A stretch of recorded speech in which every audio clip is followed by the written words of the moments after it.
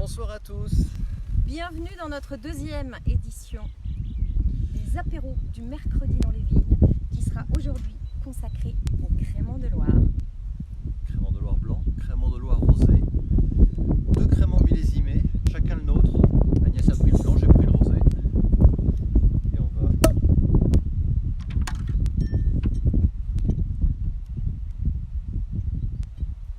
vous en servir un verre de ce pas. À votre bonne santé. À votre bonne santé. On est ravis de vous retrouver aujourd'hui pour cette nouvelle édition. Alors, pour tous ceux qui sont confinés dans des endroits très exigus, qui n'ont pas trop de contact avec l'extérieur, voilà, on vous donne aujourd'hui encore une jolie bouffée d'air, de nature. On est au milieu entre deux parcelles qu'on va vous présenter aujourd'hui. Voilà, mais on s'est installé en mode vacances pour vous donner un petit peu une idée de ce qui vous attend dans un mois. Encore un mois à venir. On est entre deux parcelles, une de Gros-Lot Gris, on va vous la présenter dans 2 minutes, qui est une vieille parcelle qui a été plantée entre les années 60 et les années 70, qui était une parcelle de vigne large. Je vais vous emmener regarder ça tout de suite. Et puis une jeune vigne qui, elle, a une feuille. Ça veut dire qu'elle a été plantée au printemps dernier. Et c'est pareil, on va vous le montrer. Alors, On va commencer. Pierre-Antoine, commençons par trinquer et explique-nous donc pourquoi nous sommes dans une vigne de Gros-Lot. C'est vrai Qu'est-ce que ça. c'est que ça, le Gros-Lot?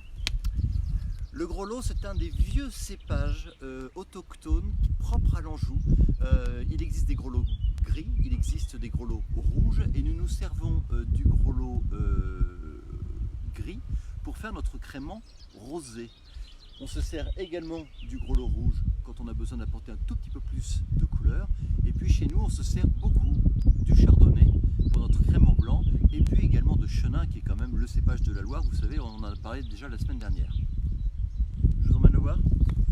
Allons visiter. Venez. On va aller voir cette jolie souche. Regardez comme elle est belle. Elle a un peu plus de 50 ans. À l'époque, dans les vignes en Anjou, pour pallier aux problèmes de main d'œuvre, on plantait des vignes, ce qu'on appelait des vignes hautes, c'est-à-dire des vignes où l'écartement entre les rangs n'était pas de 2 mètres entre les rangs et 1 mètre entre les pieds, mais là plutôt de 2,50 m à 3 mètres et de 1 mètre à 1,30 m entre les souches. Donc la densité hectare était beaucoup plus basse, à peu près 3500 pieds hectares contre des plantations traditionnelles qui sont maintenant en 2 mètres sur 1. Ça veut dire qu'on avait moins de temps d'effeuillage, moins de temps de travail de taille à l'hectare, ce qui permettait de compenser le manque de main d'œuvre. Et par contre, chaque pied de vigne donnait un peu plus de rendement. À l'opposé, je vous montre par exemple. Je me permets de vous débarrasser. Merci, ça va être plus pratique.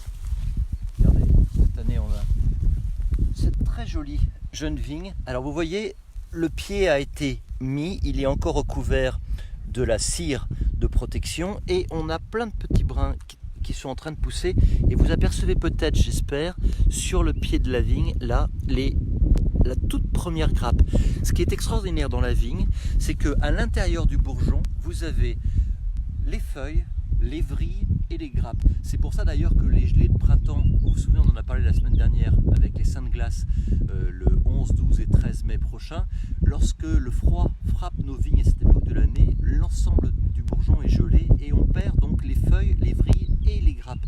La vigne va se défendre et va refaire évidemment du feuillage, ça lui est indispensable à la photosynthèse pour pouvoir continuer de vivre. Par contre, elle ne refera pas de grappes.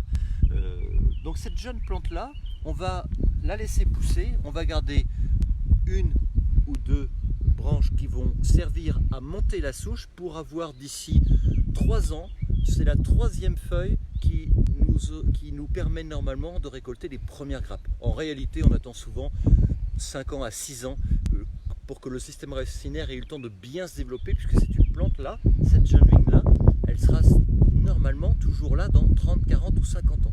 Vous imaginez la responsabilité.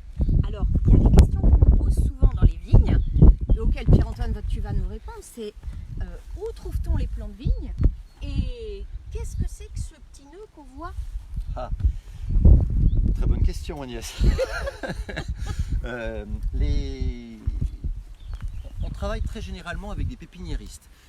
C'est un métier extrêmement complexe. Ce sont eux qui nous préparent les plants de vigne et on travaille en collaboration avec eux tous trois parce qu'on connaît notre sol, on sait le vin que l'on veut produire et on va travailler du coup avec quelqu'un qui va élever ses pieds de vigne pour nous, qui va nous donner des jeunes plants racinaires très souvent, qui va nous les planter et ce que Agnès vous montrait là, ça s'appelle le cale de soudure. Je ne sais pas si vous les voyez là, vous avez une petite boursouflure là. En fait, si vous vous souvenez de l'époque du phylloxéra au début du siècle précédent, vers 1900, on avait perdu 95-98% de l'encépagement en France qui avait disparu à cause de ce phylloxéra. Le phylloxéra, c'était en fait un puceron qui venait piquer les racines et qui a tué une bonne partie du vignoble. Les vignes qui avaient été envoyées, je vous fais une version courte, les vignes qui avaient été envoyées de Vitis vinifera, c'est les variétés avec lesquelles on fabrique du vin en France, qui ont été envoyées aux États-Unis, avaient muté, avaient évolué génétiquement et étaient devenues résistantes à la piqûre de ce puceron. On les a fait revenir en France et on les a multipliés.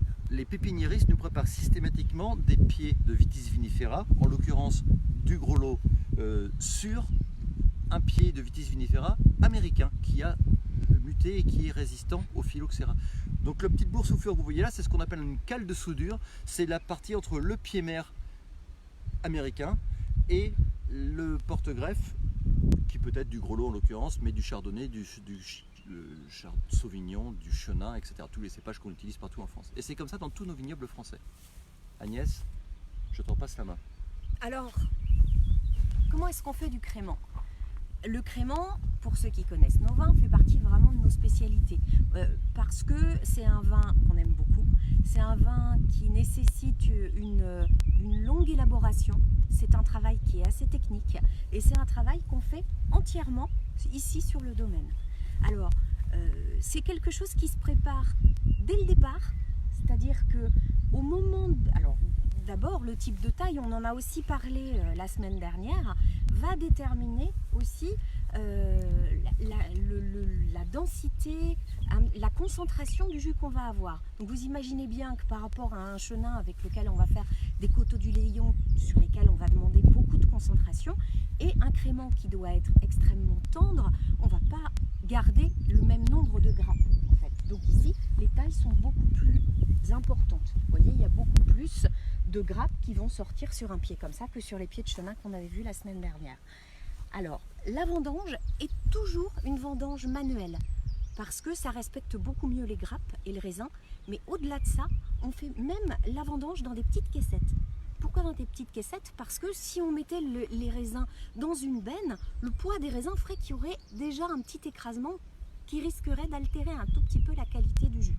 Donc, vendange en caissette, on va rapporter nos caissettes au pressoir. On a un pressoir pneumatique qui va nous permettre de faire un pressurage qui va être extrêmement tendre, qu'on va faire en montée progressive de pression pour avoir un jus d'une très belle qualité, dont on va sélectionner juste le cœur de pressé, qui est quand même le plus beau du jus. Qu'est-ce qu'on va faire avec ce jus, qui va être un jus blanc pour le crément blanc, un jus rosé pour le crément rosé? On va faire un vin de base, ce qu'on appelle un vin de base, c'est-à-dire qu'en fait avec notre jus de raisin, on va faire une fermentation alcoolique pour faire un premier vin qui va être un vin blanc ou un vin rosé sec. Mais le travail ne s'arrête pas là. En fait, il y a d'autres étapes à suivre. On va faire une deuxième fermentation qui, elle, va se faire directement à l'intérieur de la bouteille. Alors, il faut préparer cette deuxième fermentation en faisant ce qu'on appelle un pied de cuve, ce qui est l'équivalent d'un levain. Donc, on prépare un petit levain qu'on met généralement près du radiateur de mon bureau. Ça, c'est très très bon pendant quelques jours. Et puis, on va le multiplier en rajoutant du vin jusqu'à ce que toute la cuve soit repartie en fermentation. Et quand la cuve est bien repartie en fermentation, on va faire la mise en bouteille. Pour le crément, ça s'appelle un tirage. On va boucher les bouteilles de crément qui sont plus épaisses pour supporter la pression avec des petites capsules comme sur une bouteille de bière. Et on va les mettre couchées dans une pièce qui va être chauffée aux alentours de 17-18 degrés pour pouvoir avoir une tiédeur qui permette aux levures de faire leur travail jusqu'au bout. Et quand il y a une fermentation alcoolique, il y a un dégagement gazeux qui nous fait des bulles. Et quand les levures sont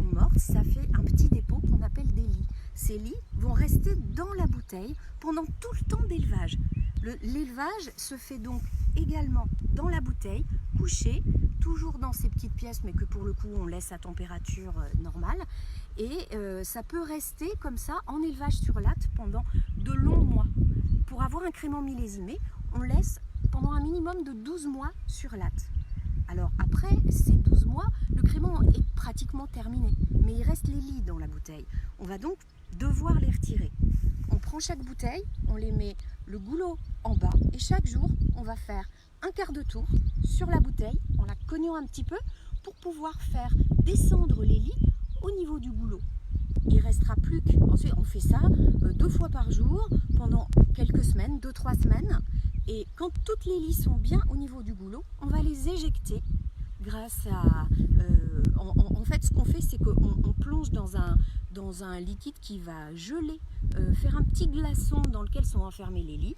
Et puis, on va faire, ça c'est cette étape qui s'appelle le dégorgement. On va éjecter le petit glaçon avec les lits, refaire le niveau.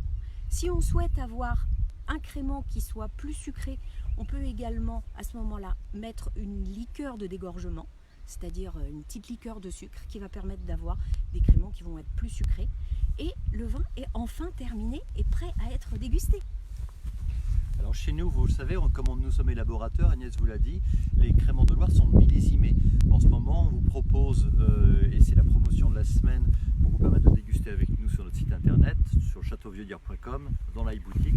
Vous avez un crément de Loire blanc 2017, c'est un 80% chardonnay, 20% de chenin, et il a passé donc à peu près 3 ans sur latte.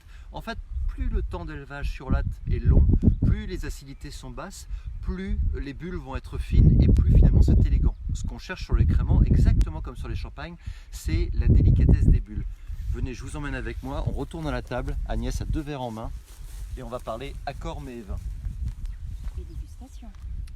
Et dégustation parce que déguster un crément, il y a des choses qui sont identiques à ce qu'on va faire par rapport à une dégustation d'un vin tranquille, mais il y a quand même une finesse et des bulles qui vont changer un petit peu les étapes de dégustation.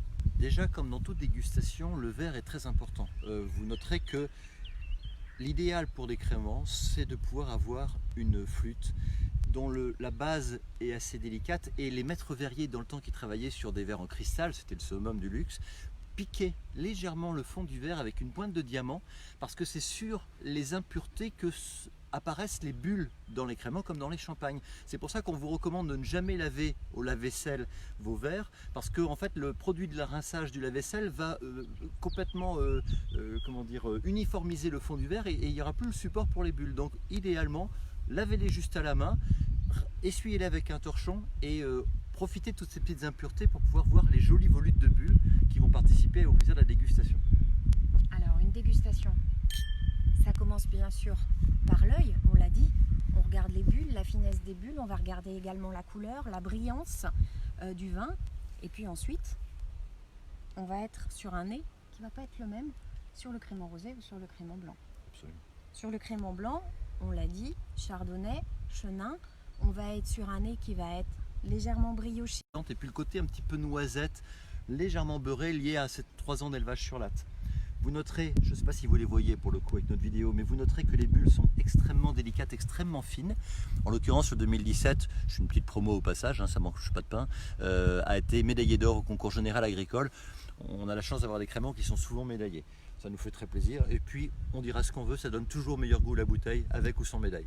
Alors les bulles sont aussi fines sur le crément rosé, par contre le nez va être légèrement plus fruité sur des notes un petit peu framboises, fruits rouges, qui vont lui donner un côté un petit peu plus gourmand. Alors, et puis le crément blanc, excuse-moi Agnès, je t'ai coupé, le crément blanc est un brut à la limite de l'extra brut, très peu d'acidité parce que récolté très mûr, donc très peu de liqueur de tirage, on n'a pas besoin finalement de masquer l'acidité puisqu'elle n'existe pas par une liqueur, alors que le crément rosé qui lui va être un peu plus gourmand, va mériter un tout petit peu plus de liqueur de tirage pour vous donner une légère gourmandise qui va accentuer le côté fraise framboise qui va le rendre si agréable. Alors en bouche, on va avoir, bien sûr, on va avoir le goût, on va avoir les notes qu'on peut ressentir en rétro-olfaction, comme on dit, quand on est un petit peu savant, c'est-à-dire les parfums en fait qu'on sent par l'intérieur de la bouche. Mais l'aspect de la texture va être extrêmement important sur un crément. parce que la texture, c'est le toucher. Ça veut dire la finesse, le petit côté un petit peu mousseux de la bulle qui vient juste caresser la langue et le palais. Il va y avoir aussi la légèreté de ce crément, hein, dont on l'a dit, le jus est très délicat. Et puis il va y avoir la note finale qui va être... alors la note, d'abord l'attaque qui va être toujours sur une fraîcheur, une acidité, et puis cette note finale qui va être un petit peu plus... un peu plus tendu, un peu plus propre à nos schistes qu'on travaille, vous savez, on est sur la rive gauche du Layon, on vous en a déjà parlé la semaine dernière, on est sur les schistes de l'Anjou Noir, et ces schistes vous donnent cette minéralité. Alors la minéralité, c'est très compliqué à expliquer, toujours comme concept. Pour moi, c'est lié à plusieurs impressions. Vous savez, on est sur les fins de mandibule, à la fois une légère acidité, mais qui n'est pas celle que vous avez sur l'attaque en bouche, une fin de mandibule, une acidité qui se trouve plutôt là, sur la fin de bouche, associée à un petit peu d'amertume, alors qui est souvent là aussi propre au chenin, un côté noix fraîche, et puis un côté un peu plus, on dit pierre à fusil, l'impression de sucer un caillou. On l'a pratiquement pas fait ni les uns ni les autres, mais on voit exactement l'idée. Tout ça, ça donne de la complexité, tout ça, ça donne de la longueur. Et puis ça donne surtout envie d'en prendre un deuxième verre. C'est exactement l'objectif d'un crément qui est bien fait, que vous en repreniez un deuxième verre sans réfléchir. Alors, est-ce qu'on parle à l'accord Mévin? Alors on part à l'accord Mévin. Après, avec un crément, tout va avec un crément. On dit toujours qu'avec une bulle fine, on peut faire tout un repas. Alors avec des choses un petit peu plus... il faut que je parle plus fort. Excusez-moi, j'ai mon ingé son qui dit que je parle pas assez fort. On va se rapprocher un petit peu du coup. Voilà. Donc, alors, pour nous aujourd'hui, j'ai fait très simple. J'ai fait des petites allumettes d'une petite tome de brebis avec une petite confiture de cerise du Val-de-Loire, s'il vous plaît. Voilà, en me disant que le côté un petit peu gras du fromage, les notes un peu noisettes que ça vont rappeler ce qu'on peut trouver dans le crément blanc, et que le petit côté un peu plus cerise se mariera fort bien avec les notes un petit peu plus fruitées qu'il peut y avoir dans le crément rosé. Alors le crément rosé, il va être parfait, on va arriver à l'époque des premières fraises. Si vous avez la chance de pouvoir aller chez des producteurs locaux, puisque en ce moment on essaye tous de se fournir en local, et c'est bien, et il faut absolument aider toute notre agriculture et tous nos artisans, ils en ont grand besoin, croyez-moi. Les premières fraises du marché, les premières gariguettes, les premières fraises des bois, avec un crément rosé, c'est une merveille. La petite recette la plus simple, vous faites une petite sélection de fraises, vous les coupez, vous les mettez au frigo. Les plus gourmands pourront rajouter une petite boule de glace à la vanille, sinon ça peut être un petit peu de crème chantilly, une petite feuille de menthe juste pour apporter un peu de fraîcheur, et puis vous sortez au moment du repas, au moment du dessert, vous servez la coupe de crément rosé qui va bien avec. Il est temps de trinquer, il est temps de vous laisser à votre apéro. Je vous rappelle juste que toute la semaine, nos deux créments sur notre site internet www.chateau-viaudière.com, le crément est en promo, ainsi que pour préparer notre apéro de mercredi prochain, l'Anjou rouge tuilé, hein, que certains connaissent bien parce que ça fait partie des vins un petit peu vedettes aussi de la maison. Donc celui-ci aussi, vous pouvez vous en commander tout de suite pour participer avec nous à un apéro à l'Anjou rouge tuilé mercredi prochain. Je vous rappelle également que sur le site internet toujours de e-boutique, vous avez un code promo qui vous permet d'avoir une gratuité pour 6 bouteilles sur les frais de transport avec le code AMV, les apéros du mercredi dans les vignes. Alors à mercredi. À votre bonne santé, bon courage à tous, on pense bien à vous. On continue à travailler dans les vignes. La semaine prochaine, on vous parlera un petit peu de la suite du travail et on goûtera un Anjou rouge tuilé. À bientôt!